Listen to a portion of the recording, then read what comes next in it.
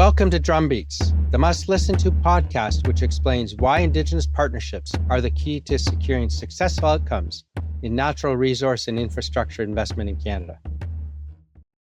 I'm Mark Magnacca, and my co-host Robert Brant and I are joined today by a truly distinguished guest, Samantha Cohen, CVO, OB, and the new Chief Executive of the Commonwealth Enterprise and Investment Council, CWEIC.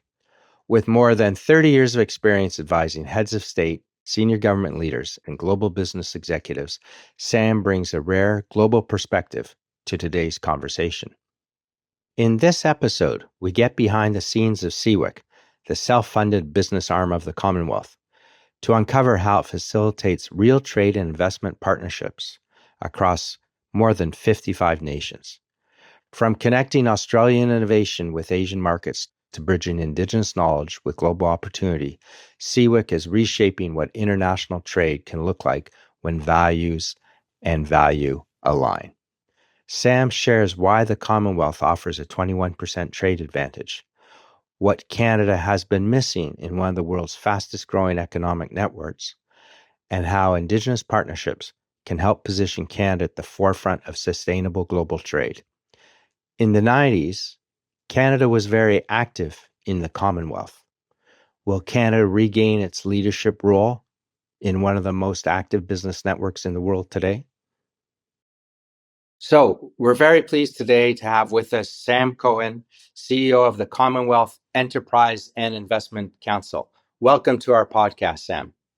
Thank you, Mark. It's great to be here. Sam, you've recently rejoined the Commonwealth Enterprise Council, CWEIC, and you were actually in that leadership role a few years ago. Can you give us a little background about yourself and your career to date? You have a great background to be in a leadership position of the Commonwealth, of course. Thank you, Mark. Yes, I'm delighted to be back at CWEIC, the Commonwealth Enterprise and Investment Council, which is always a mouthful for people. And I was CEO of CWEIC, as we call it, back in early 2020. And I think about a week after I joined, COVID struck. So I had signed up to run a trade and investment organization which specialized in taking trade missions around the world and matchmaking people across 56 countries of the Commonwealth. And I sat in my bedroom for a few years, which was fantastic because it really forced us to, pivot the business online as the whole world was doing. And I hope that we were able to add value, not in the way we used to add value, but really our remit is to facilitate trade and investment and to create jobs and economic prosperity and opportunities. So that was the first time I was involved with CWEIC, and it's such a great team. And an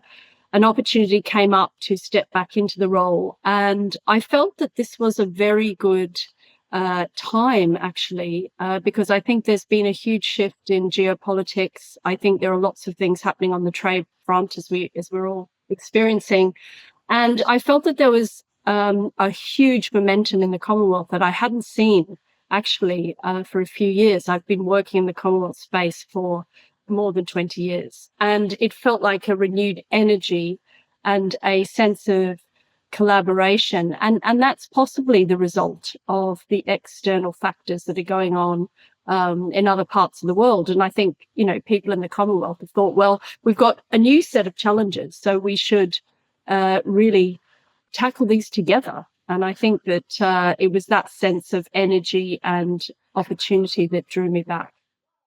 Yes, and I also think you're from the Southern Hemisphere originally and been in the Northern Hemisphere. Can you tell us, our listeners and viewers would love to know a little bit more about you, Sam.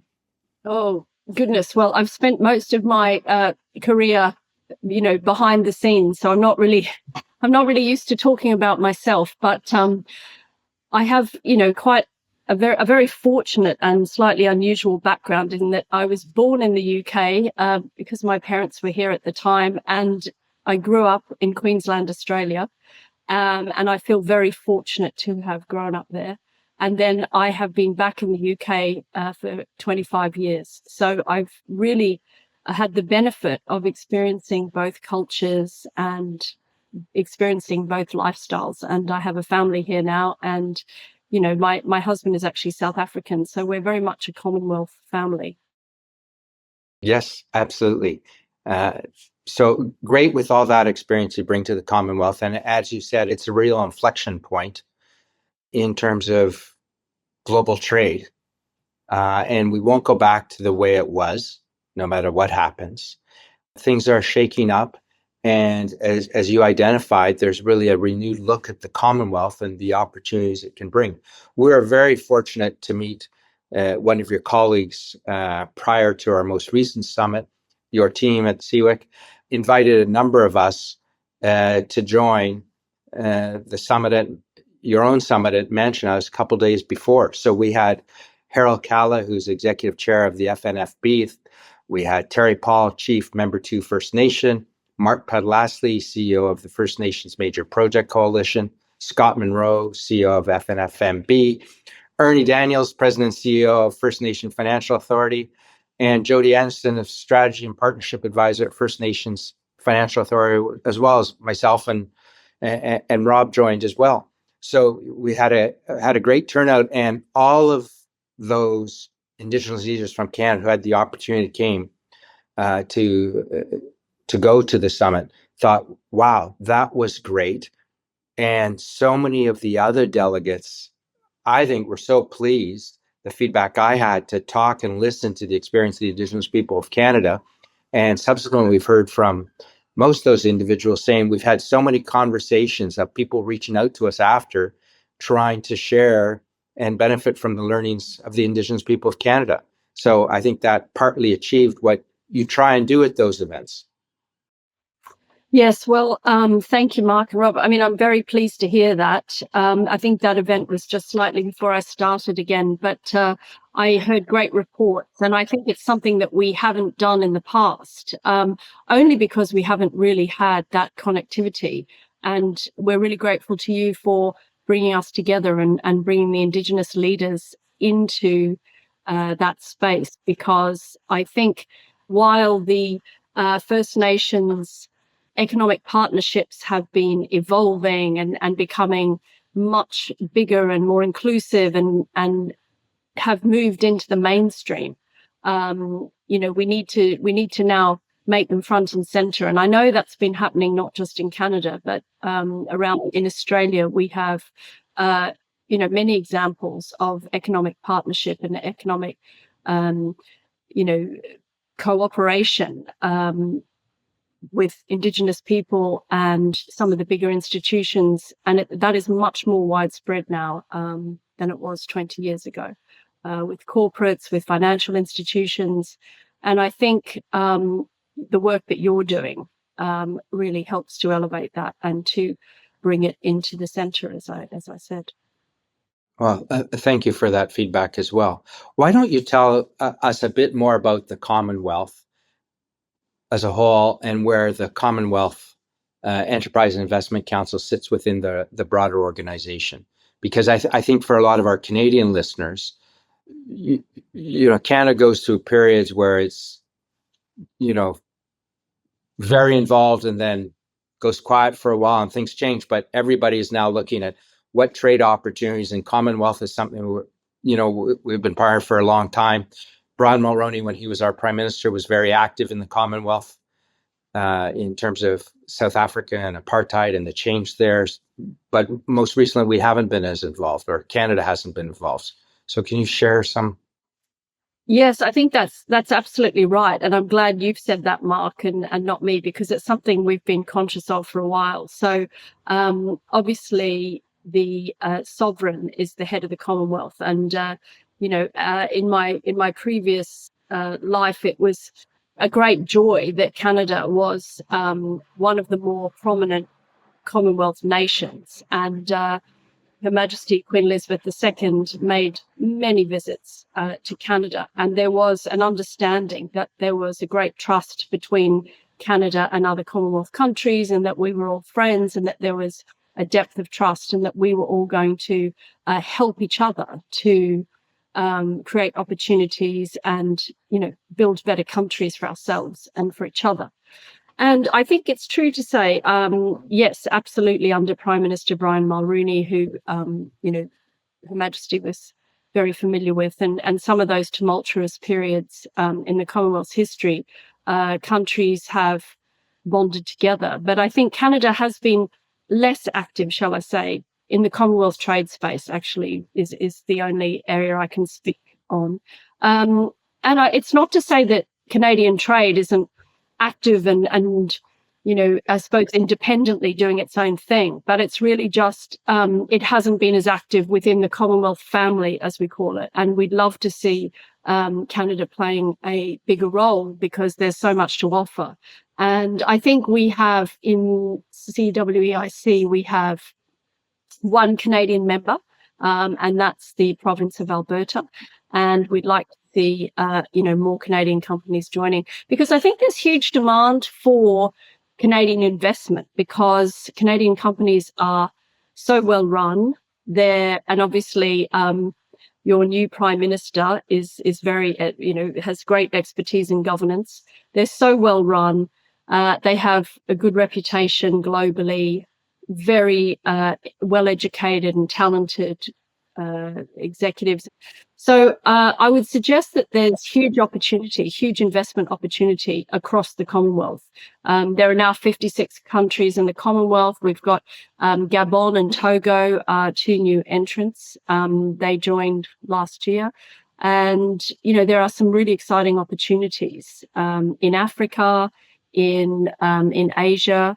And, we are, if you like, we're the official arm of the Commonwealth, CWEIC, and we like to bring people together to facilitate these opportunities. And I think it would be beneficial to all if Canada played a more prominent role. Yes, and it's interesting if we come back to that time with Prime Minister Mulroney, because he negotiated the free trade agreement with the U.S. And part of that was, yes, we can have a free trade agreement with the U.S., but we're going to be very active in the Commonwealth as well. So we're once again at an inflection point where Canada's relationship is changing with its southern neighbor, and the Commonwealth, as it is for many people, it's always there as is the sovereign.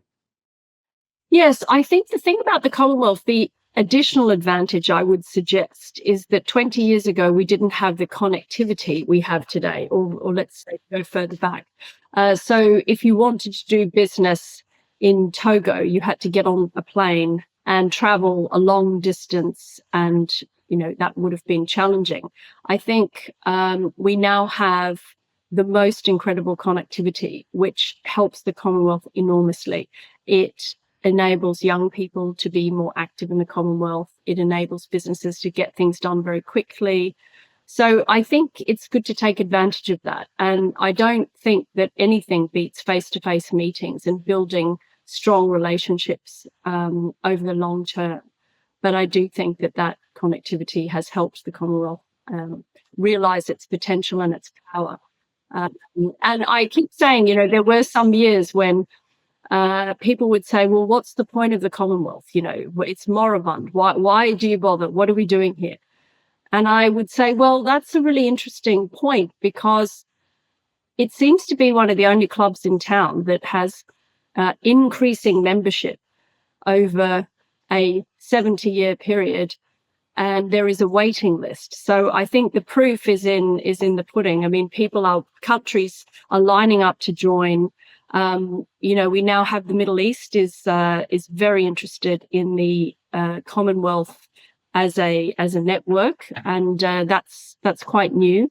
But obviously, the Middle East is now a hub for global business, and so we are very involved there. We've got a new chair of our Middle Eastern operation, Simon Penny, who was a former British diplomat and trade commissioner. So, there are multiple changes happening, but which I think keeps it interesting and keeps refreshing the opportunities. Yes, and can you speak a little bit about the criteria for joining the Commonwealth now?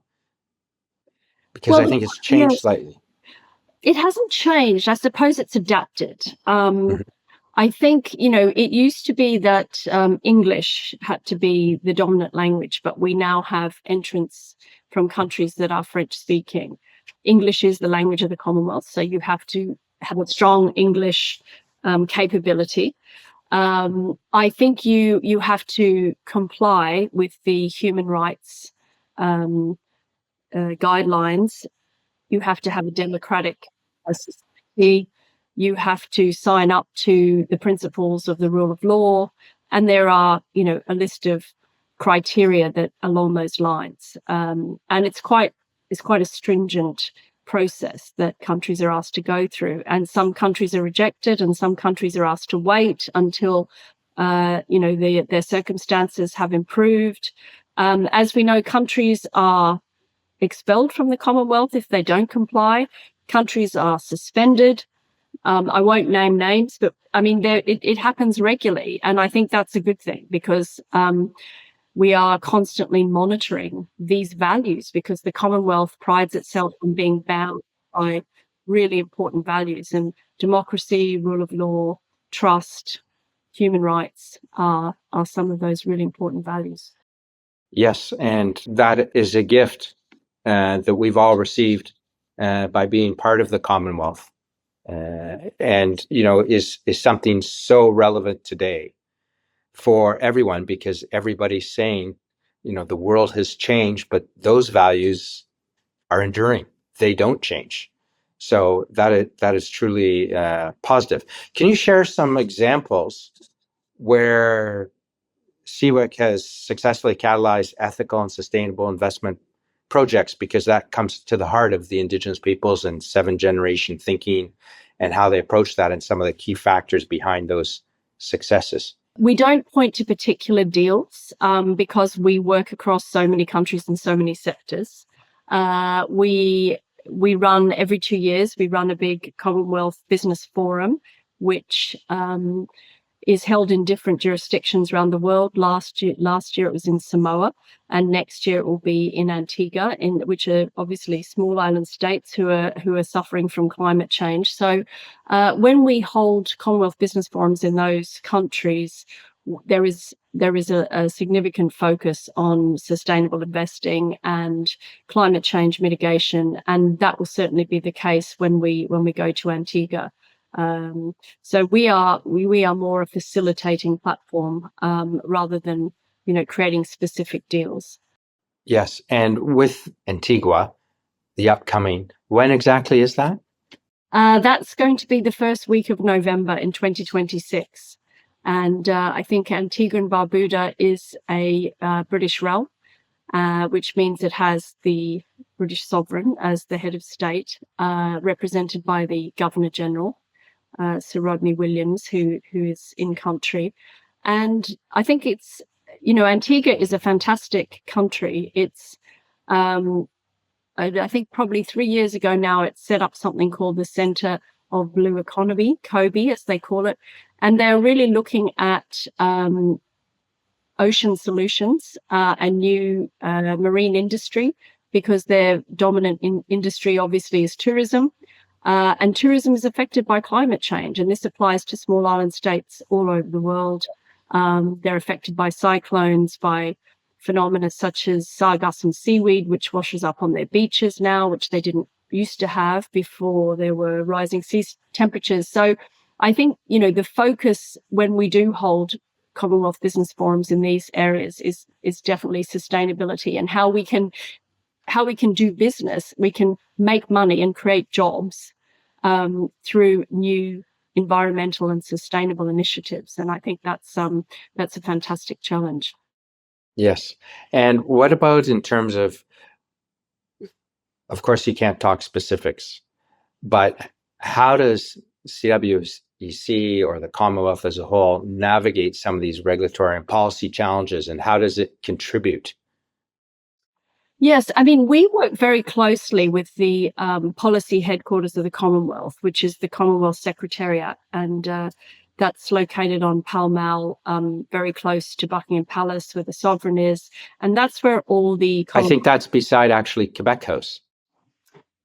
if I It remember was opposite. correctly. Opposite. Opposite. Okay, Yes. sorry, opposite. Yes. And that's where the policy teams are. And CWEIC is the active business arm, if you like. So we feed back into the policy team. We work collaboratively together. It is difficult. I mean, I don't think there's probably many business organizations that have to navigate across 56 jurisdictions. I mean, obviously, some countries don't need the Commonwealth network as much as others do. So, there's sort of a variance on how much people rely on the Commonwealth network. But I think most countries are engaged at some level. And that's, from Samoa and Tuvalu, which is the smallest country in the Commonwealth, Yes. to India, which obviously is the economic engine room of the Commonwealth. And, we are taking a delegation to the Africa-India conclave in India in about a week's time. So it is difficult to navigate all of the different trade challenges, policies, variations, shall we say. But really, that's not our job. I think the governments of those countries need to negotiate their own requirements. Our job is to really have a helicopter view of what's going on in the Commonwealth, because most governments are focused inwardly, and they're looking for opportunities, but there's quite a lag time because government is particularly agile. We have the advantage of having a Commonwealth view so that we can perhaps see opportunities they can't see, or they didn't know existed, or unusual combinations of investors, or countries that may have similar needs. They realized had similar needs. I mean, I'll give you an example. We did help with the development of the Center for Blue Economy in Antigua, and they had this problem with sargassum and seaweed washing up on the shores, and they didn't know what to do about it. I think people still don't know what to do about it. But we created a collaboration with another university in Queensland, Australia, James Cook University, which is on the Great Barrier Reef. And, they're experiencing some similar, issues around rising sea temperatures and the impact it's having on coral reefs and fish stocks and all sorts of things. So, there's a great sense somewhere in the world, somewhere in the Commonwealth, a country will be experiencing the same challenges. Obviously, within Africa, it's easier to share those challenges and opportunities. But, you find companies so Sri Lanka, for example, is having a resurgence in tourism after they've had, a difficult few years with the economy, and before that, the tsunami. And now there's, the tourism industry is booming. So they're having to ask for advice from other countries that have had a more stable tourism journey. What do we do? How do we now invest in very high level tourism, which is, coming back to that area? So, there's huge knowledge exchange as well. And I think, that's where we'd love Canada to be more active. And I also think with Indigenous communities, they are, in terms of tourism, I think Indigenous communities are brilliant at tourism. And I think that's just one sector that they've excelled in. I know in Australia, there are some fantastic Indigenous tour operators. So I think, it's the knowledge exchange. And I think First Nation and Indigenous communities bring a completely fresh approach to many of the sectors that others have been operating in for a long time. They're great problem solvers, and I think with a deep, deep connection to nature and community. And I think that's something that we miss sometimes. Yes, clearly we're in this period of climate change because we have missed it. Because when you come, and as we discussed earlier in other conversations about the 7-generation thinking of the Indigenous peoples in Canada and similar across the world, or two-eyed thinking, is if we had been thinking of 7 generations, we wouldn't be in the mess that we are in today. And we are in a mess, right? It's just not correct. We're melting in London. we are in a mess, and place that, Scandinavia will soon become the top holiday destination. Yes, exactly. So hot. Yes, exactly. And what about, so we've talked a bit about the Indigenous peoples in Canada. What would you say, as you said, Canada's taking a fresh look at trade opportunities around the world? What's the pitch to Canadian firms, Canadian SMEs, Indigenous, non-Indigenous, about the Commonwealth and Enterprise and Investment Council? Why should they get on board now? Well, I would say, first of all, because I think most businesses are focused on outcomes, uh, we, we say there is a 21% business advantage, direct business advantage to doing trade with other Commonwealth countries. And I think Canada would specifically benefit from that because there is so much shared history with other Commonwealth countries. And there's the legal structure which Canada shares with many countries in the Commonwealth, which makes doing business much easier. Language and both languages of Canada, are very handy in many Commonwealth jurisdictions. And I think that, Canada is a flagship country in the Commonwealth. Canada is a great country, and you've produced, incredible leaders over your history. You have great companies. You have progressive industry. You have, a lot of green industry. And I think it's a shame that Canada, it would be a shame if Canada wasn't more active, because I think particularly countries that are particularly emerging economies and developing countries are looking for trustworthy partners, particularly for things like big infrastructure projects, renewable energy projects. They want partners who are going to respect the local community, put something back into the local community, hire local people, have good governance, make a contribution to the country in which they're doing business. And I think it's fair to say that Canadian companies have a great reputation for that and for leadership. Your Prime Minister we got to know very well when he was here running the Bank of England. And, I think Canada has a fantastic reputation in the business world, and it can show more leadership, I would say. So we are a very good way of bringing Canadian companies into the wider Commonwealth quite quickly.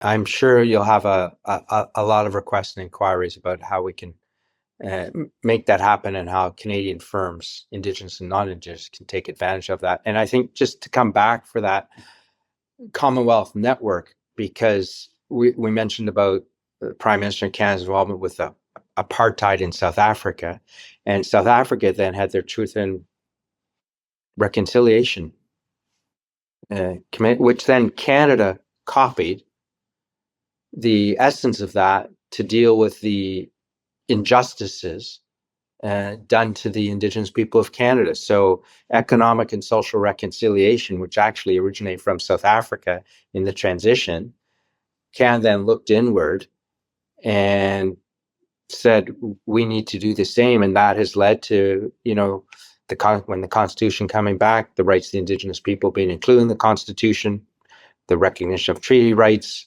as well as subsequently with that in terms of Supreme Court cases and sign up to UNDRIP, the United Nations Declaration of the Rights of Indigenous People. So you can see that influence. That's completely right, Mark. And I think one of the things that people don't know is, the read across too with native title in Canada and Australia. So I think, the Australian model was developed after the Canadian model of native title for Indigenous communities. And that was, a very important contribution to Australia. And, I also think it's important to realize that a lot of companies now are not are global, as we know, but they're doing business. So it's probably becoming more unusual to just do business within your own jurisdiction. So, I spent some time at Rio Tinto, which is a dual listed British Australian company, which has many businesses in Canada. I mean, it has, green aluminium. It creates green aluminium in Canada. That's a truly Commonwealth country, and it operates in South Africa and, all over Africa. So I think, there are many, many countries that would welcome, more Canadian companies who are global, who are already operating across the Commonwealth, to just sort of hold their hands up. And, and say, look, we're here and we care and we are an active member of the Commonwealth. Yes. And I think it is, it's important because I think the world is an uncertain place at the moment. There are scenarios that we haven't experienced before. There are variables that have changed quite dramatically that we haven't seen for decades. So I think that really we all need to be operating, we need to be finding safe spaces and networks where trust is valued, and good practice is valued, and leadership. And I think the Commonwealth is that place. Yes, and it has proven to be and will continue to do so. I have no doubt. Can you explain or reinforce where the council sits within the Commonwealth structure and how the council is structured itself? For a lot of people, the Commonwealth's huge organization, as you know. Yes. And it'd be great to have a little explainer. Yes. Exactly. Well, I mean, the Commonwealth, it is quite nebulous, in that, it's quite hard to tie 56 countries together. But the headquarters of the Commonwealth, is based, in central London, and they operate, a number of arms, if you like. They have a Commonwealth Foundation, which makes contributions to a whole range of charitable interests. It supports youth development and charitable causes and interests across the Commonwealth. Within that Commonwealth Secretariat, there's a trade policy team, there's a women's policy team, there's various policy teams across a different range of subjects. And they are funded by the member nations. So not all the member nations, because some of them are not financially able to afford that, but the bigger Commonwealth countries make a contribution to managing that. When every 2 years there is this Commonwealth Heads of Government Forum, all the heads of government of the Commonwealth gather to agree on what they call a communique. And that's sort of a statement of intent for the next 2 years, where they set out what they want to achieve, areas of collaboration, areas of focus, and that's agreed upon. And then the Commonwealth Secretariat implements those in agreement with the board, the member nations who are contributing financially. And then, all member nations have had an opportunity to contribute to that. CWEIC is the business arm. It's independent of that, and because we're not policy, we're more the practical arm, I suppose. And we feed into the policy arm. We flag trade challenges where we can improve processes, and we are self-funded. So we're not funded by the member nations. We raise our own money within the business community to the service. So, okay, very, very helpful for everyone to understand that, because this is the practical arm and this is where businesses should be connecting. So very important that you highlighted that, because a lot of people would think, oh, the member nations are funding it. So some of these leading organizations that cross national boundaries, it's important for them to be listening to this conversation and contributing to an organization that makes a positive difference across so many different countries across the whole globe, north, south, east, west. So yeah, I mean, it's a great model because we have quite a small team, and then in London, and then we have a number of teams situated. We have 13 hubs in other Commonwealth countries. So we have Ghana, Nigeria, Sri Lanka, Gibraltar, Australia, Cayman Islands, Maldives, Dubai. So those hubs are a lot of them are self-funded. Sometimes we have voluntary businessmen who operate a hub for us, because they want to represent the Commonwealth. It's a passion, or they almost volunteer their time. And, that's wonderful for us. So there is a huge amount of goodwill in this network. We all want to improve the lives of our communities and those around us, and to create more opportunities for future generations. And I think we all, it's quite heavy lifting sometimes, but I think the outcomes are worth working towards, and that's our passion and our remit. So we always welcome fellow converts who are on this journey with us. Great. Well, hopefully one day we can get a hub set up in Canada. Maybe it's in one of the Indigenous nations. Maybe it's in the Arctic, so we can have you instead of residing in Malta today, you can be somewhere in. Yeah. It's so dynamic. It's the most dynamic network. I find that's what's so exciting about it, because I'll give you, every day there are examples of innovation and opportunities. So just last week I had a company in Australia, that very small company, an SME that wants to scale up, and it's this incredible innovation that sterilizes spaces, hospitals, aircraft, hotels through ultraviolet light. And it's a very agile technology, and they didn't know how to bring this to market, this product. And we've had a couple of conversations, and we found this incredible opportunity for them with a very large tourism operator in Asia.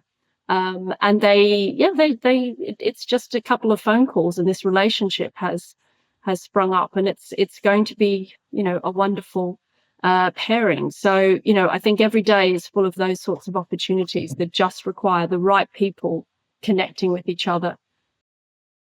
Tell us what it was like to work in the royal household. It was a huge honor and a remarkable experience. It was really a great privilege, and I was very fortunate, and I learnt a great deal.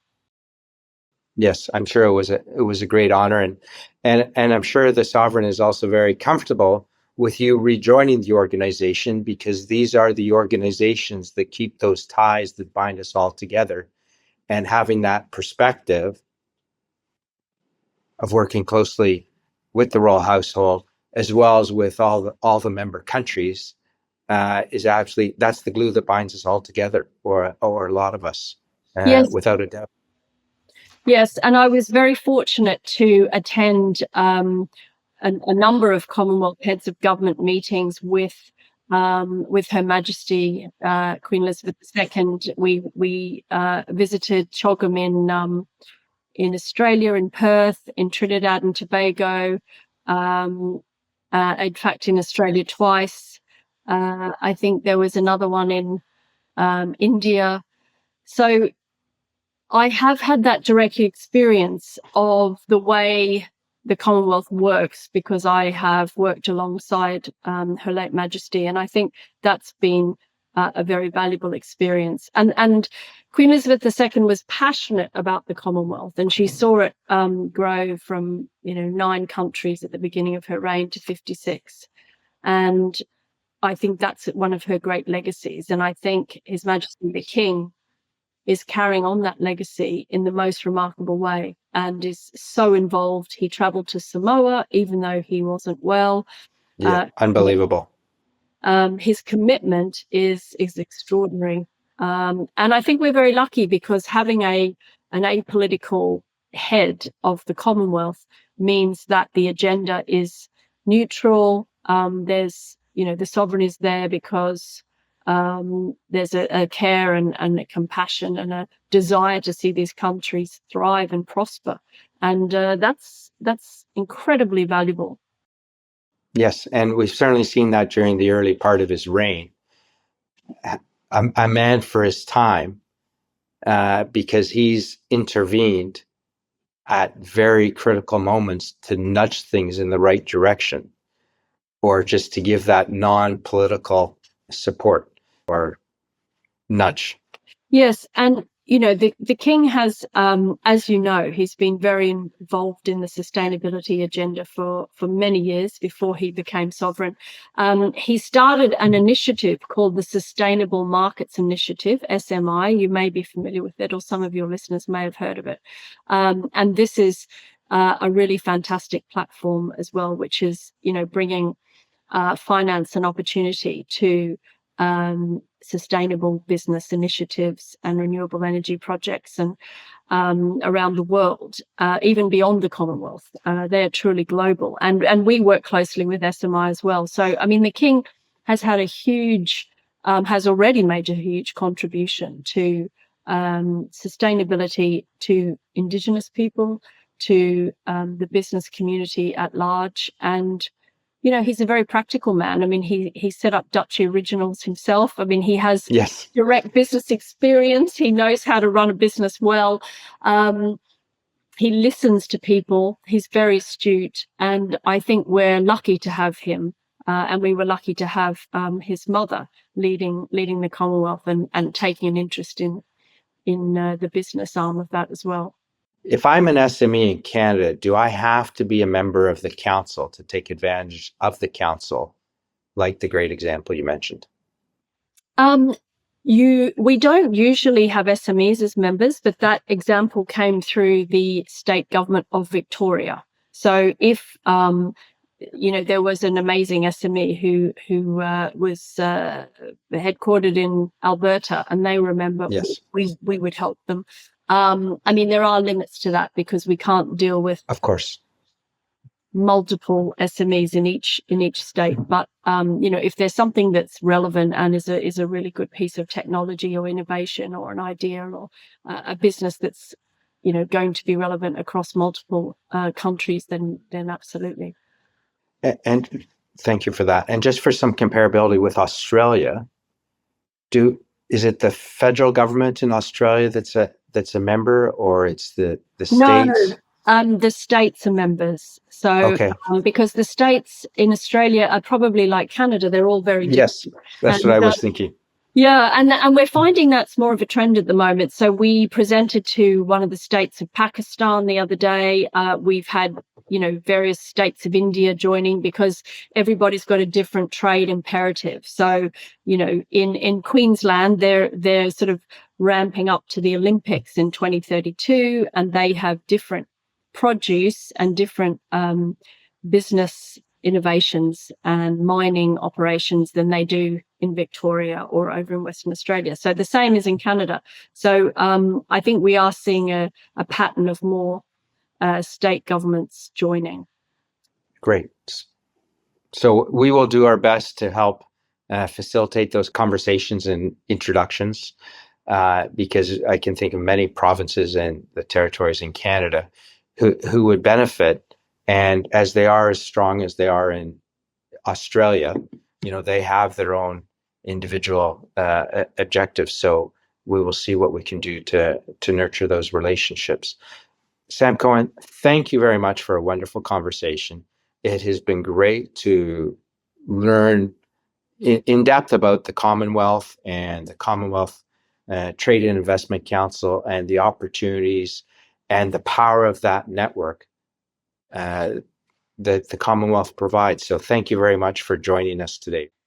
Thank you, Mark. It's been a great pleasure to join you here at CII today.